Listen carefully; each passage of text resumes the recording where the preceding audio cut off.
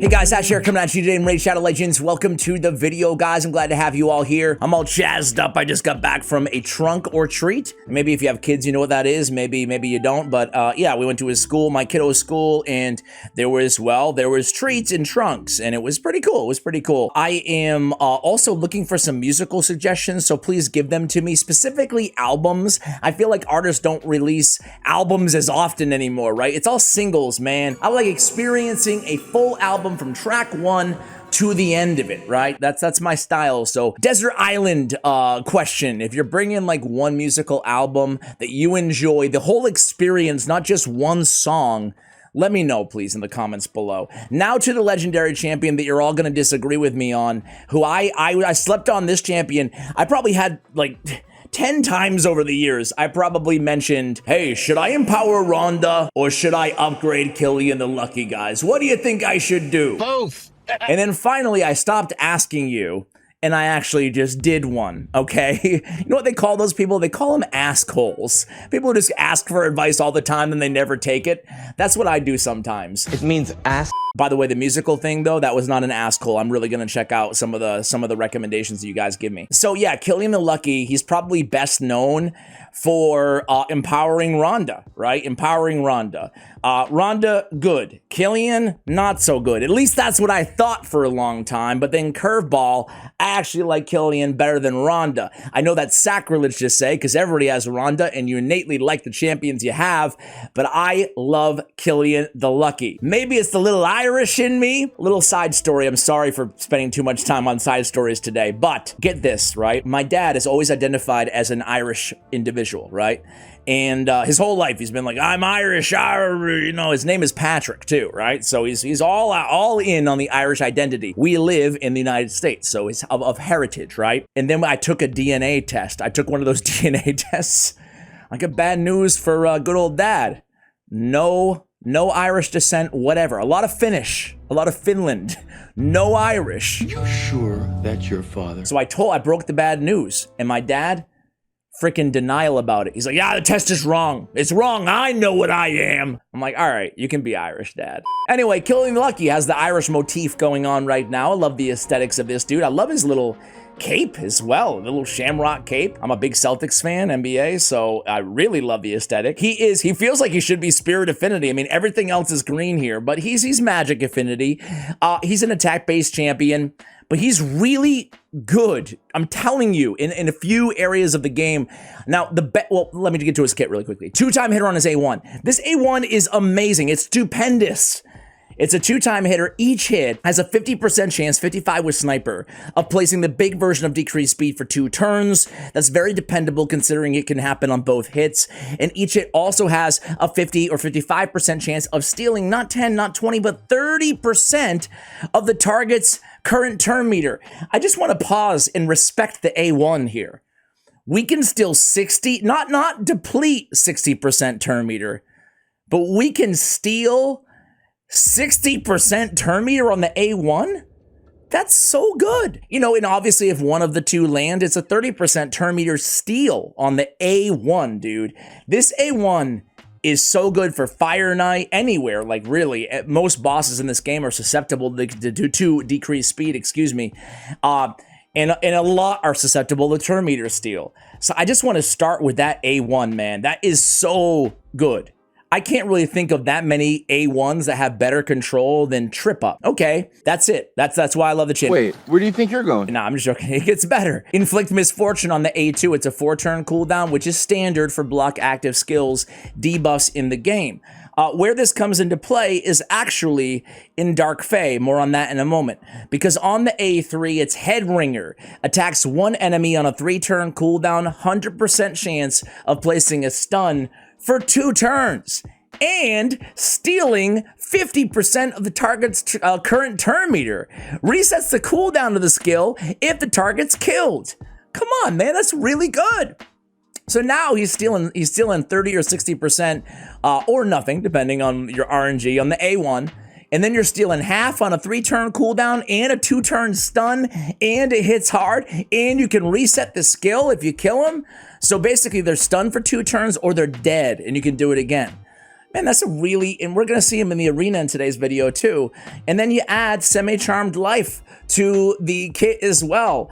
Third Eye Blind style places 2 of the following buffs on this champion for 2 turns at the start of each turn. We get increased attack, increased crit damage, increased crit rate, strengthen block damage, or increase accuracy. I love how they threw in an S tier buff, block damage, randomly in there too.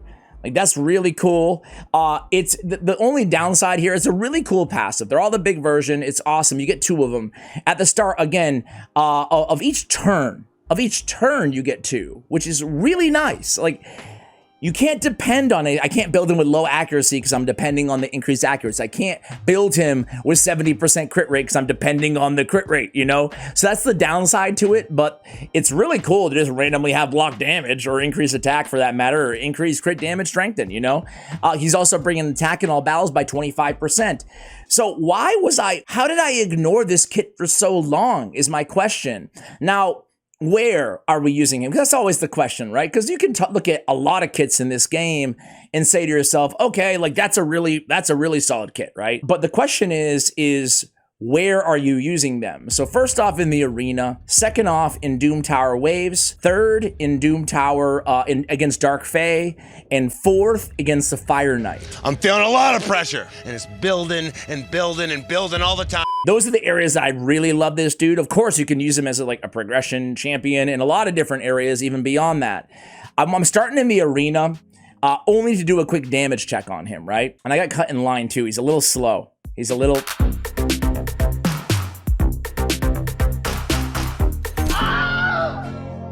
Taurus, you're ruining my freaking video! I'm so good at this, I don't even rehearse. Okay, let's see if I can make a comeback here. Maybe I need him a little bit faster. I'm gonna show you the build on this dude in just a second. It's a nuker build that I have on him, and clearly he needs to be a little bit faster, but wait, it's not quite over yet. But Taurus is, okay. Wait a second. Oh, he put the block damage on himself. 2-turn block damage. Not bad. 2-turn block damage. Come on, man. So I could test out his, man, it's funny because that battle started like an automatic loss, and now it's like, oh, automatic win, cool. I don't want to wake up the beast here, the sleeping monster. So let's pop off the reviver, hopefully, with the A2. Oops. I forgot the A2 was the AoE, not the A3. Well, hey, that worked out pretty well. Man, that looked pretty grim for a second, and then it ended up being a pretty fun battle. Let's go against this team here, and let's try the A3 here, Ash. Come on, man, come on.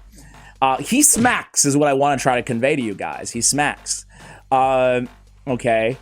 Let's go in with, so what do we get this time? He got the increased attack again for 2 turns. That's how you can tell, obviously. And then he gets the strengthen. Hey, pretty cool. This time, let's do the A3. Let's see if we can kill one of the revivers or at least 2 turns stun them. Let's go after Duchess. Headringer, 140k damage. I was being robbed of my beauty sleep. Oh man, I love this dude. I love this dude. You know what? We're gonna hit Siffy with a Headringer right now. Headringer. You gotta say that when you do it. Headringer. Dude, come on, man. This guy's a boss. He's a really cool Headringer. Stop it. Wait, oh, I forgot it resets. I'm like, how did he get it 3 times in a row? Oh, because it resets if you kill somebody. Hey, news Headringer. When you're doing 160k damage, it's gonna reset. You can just Headringer everybody, man. Oh, dude, I love this guy. Come on, how could you not like this? Headringer. Let's try the A2 again. That was fun. That was fun. All right. But even though with the sleep synergy, I should be doing. Let's just see what we can do with the A2 again. Oh, 110, 20k nuke. Like, that's a big boy nuke, man. I have him in good gear, but not like my best gear. I didn't like strip away my best DPS to put all their gear on him. I'll show you in just a second. Headringer. Say it again. Say it one more time. I know a few of you were like skeptical when I initially unveiled that we're talking about what's his face here, Cillian. I mean, hopefully that proved that he can smack in the arena. I want to show you really quickly here. Thanks to good old hellhades.com. Let's see what they say about this dude, right? I'm not going to read the entire the description here, but my whole goal here is to motivate anybody who is on the fence about should I empower Rhonda or should I build him. maybe you can use him in one of these areas. They give him a 4 or higher in Hydra Clan Boss. So why would we run him in Hydra? Or why would they give him a 4 in Hydra? I mean, the AoE block active skills, meh.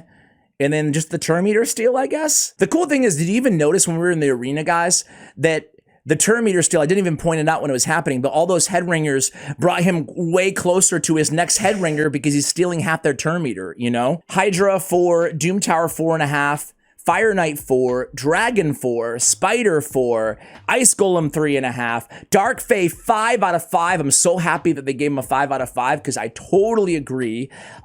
Think about it on Dark Fae. Now, it sucks because the rotation's not on right now for Dark Fae guys, but think about him on Dark Fae. I mean, it's obvious, right?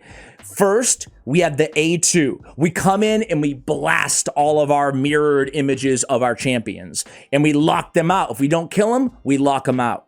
And then after that, we have amazing control. He has an Allure-esque A1, where we're stealing up to 60% of turn meter, and then he's got the 50% on the A3 on a 3-turn cooldown. He's S tier, 5 out of 5. Totally agree with hellhades.com. Incredible damage. Let me see, a 1.6 on the A1 multiplier, 2-time hitter, a 4.3 on his AoE, and a 5.5 on Headringer. Not bad. Hey, let me show you. I don't even know why I went to Doom Tower, just to prove that it's not Dark Fae. Yeah, it's not Dark Fae. Let me show you the build really quickly that I'm using on this champion. All right, so here we have him, guys. I do have him 4-star Awakened. I don't have him Empowered. I have him in Savage and Accuracy. Yeah, I have accuracy gear still. You know what it is I just kind of had some accuracy gear lying around that wasn't bad at all, so I was like, I'll use it instead of Perception. I would prefer Perception, but I had the crit rate and the speed there. That's what I was looking for here. Crit rate, speed here. Again, speed and crit rate. I have crit damage on the gauntlets, probably the best piece on him. No speed there, but I do get the crit rate on the ascension stat. Then I have attack percentage on the chest. I have speed on the boots. I have accuracy, I believe, on the banner. I have accuracy on the banner. I have crit damage on the amulet, and I have HP on the ring for some survivability. Sorry. All right, so total stats here. We have 5,000 on the attack, almost 40k on the HP, 2,300 on the defense, 214, 103, 262, 345. Stat priorities on this champion are obviously going to be accuracy, crit rate, crit damage, attack, survivability, speed. We want it all, don't we? I always find nukers who we need accuracy for to be the most challenging builds in this game. There's just so many stats that matter. We can't have them super slow. We need attack, we need survivability, we need crit rate, want crit damage, need act, you know, there's a lot that we need to go for. Anyway, let me show you the master. I went with Soul Reap. I gotta say, guys, Soul Reap, I think, is the most slept on, just from the accounts that I see, anecdotal, but I think it's the most slept on blessing in the game. I love Soul Reap. You know what? Initially, I thought of Soul Reap as a PvP blessing. Shame on me. It's not a PvP. I mean, it is. It's great for PvP. You get the attack and the crit damage. It's great for nukers, right? Obviously, who's what you want to have Soul Reap anyway. But man, I've Soul Reaped bosses way more than you'd expect. I imagine some of you probably had the same experience that you're like, okay, I don't know, Frost Spider's down, but like they have a lot of HP, but you like, so that threshold is actually big. 8% of millions of HP, you know, is pretty dang, is still a lot, right? So you get that down, you're like, oh, Soul Reap, no big deal. Like, it's good against bosses is what I'm trying to say. It's good everywhere. I really like Soul Reap. And the True Fear chance at 5 and 6, like that's really cool too. 100% True Fear if the target survives the Reaper, or 50%. I mean, I feel like Soul Reap is like low-key OP personally. I don't know about you guys, but I'm starting to, I've actually, let me just show you really quickly. Nobody asked, but I'm going to tell you guys anyway. I've actually started switching. I have a 6-star Harima, okay? I had her in Polymorph for the longest time because Polymorph is OP. But I'm like, dude, I need to put her in Soul Reap, and I have not regretted it at all, you know? Same thing with Inithwi Blood Twin. I forgot what I had him in Adventure. You know, I used to use on even some of my legendary nukers, I used to use some of the like Crushing Rend or Cruelty, and those are good blessings in some situations, like Hydra, for example. But I think that Soul Reap is great. So I'm swapping everybody into it. Anyway, I digress. Sorry guys, a long chat on Soul Reap here. Masteries on this dude. I built him with PV, or well, I call it, again, PvP, but in reality, it's kind of like wave against champions. It's anti-champion, not anti-boss. If I was going to go anti-boss, I would just pick up War Master instead of Helm Smasher. But I love picking up Ruthless Ambush. I love Opportunist. I think that Bring It Down is incredibly good as well. And then on the support side of things, I did pick up Sniper and Master Hexer. Specifically Sniper, I really want to go in there and increase the chances of the decreased speed and the turn meter steal on that A1 by 5%, right? That's the build. I'm going to take you on a really quick run before I let you go. This video is running a little bit longer than I thought it was going to. I won't show you the entire run, but I did set up a quick Fire Knight team just to kind of highlight him here as well. This is Fire Knight 25. I have him with Allure. I have him with a Kemptum, with Newt, and with Tagore, some of my faves. I'll come back to you guys before we sign off at the Fire Knight and kind of give you some closing thoughts on this dude. Be right back. All right, guys, here we are at the Fire Knight. I mean, this is some insanely good control. We have Newt, we have Allure, we have Cillian. But I put him on that level in terms of the control in his kit. He landed the decreased speed for 2 turns on that A1. We get a Kemptum. A Kemptum is just a Kemptum and Tagore. They're legendaries in disguise. I know that's probably overused, but I truly feel that way. Give me those two over a lot of Legos in the game. A Kemptum, I have not ran this entire team. I just quickly ran it to see if they had gear on before the video. And I'm sure a Kemptum, he might even out damage Newt. Like, that's how much damage that guy can put out. It's pretty crazy. Let me know if you want to see maybe an updated guide on him. So, Cillian in this sort of a role on this team, particularly, he's not really going to be a DPS. He's all about control, block active skills, turn meter steal, etc., etc. He's landing 80k on his Headringer. It's not like it was in the arena against Siffy and in Duchess and whatnot. But let's see if, I'm not sure, did he get resisted or did he steal that turn meter? That's his A1. Again, decreased speed, very dependable there. You can see that Master Hexer also procced there, 3 turn on the decreased speed. You could even run Lasting Gifts if you wanted to potentially get an extended duration on his buffs, right? On the Charmed Life. It's really cool. He has block damage just randomly. Again, block damage as a random just like add-on to the kit. Like, that's pretty OP, man. All right, Newt finishes things. We have 1.2 million, just as I predicted, man. A Kemptum, 1.5 million. Didn't outdamage Newt, but did hang in there with everybody else on the squad. Guys, hopefully you agree with me. Have I turned any of you into Cillian believers? Do some of you still think I'm crazy out there for thinking so highly of this guy? But let me tell you, I'm a massive fan of him. I was kind of joking. I'm sure people are going to give me hate on the Rhonda comparison, better than Rhonda. They're both unique in different ways. No hate on Rhonda, but I really love Cillian, and I'm glad that I didn't empower her. I think that's safe to say, right? I'm glad that I invested in this guy. Hopefully you guys will as well. Thank you for watching, and as always, take care, guys.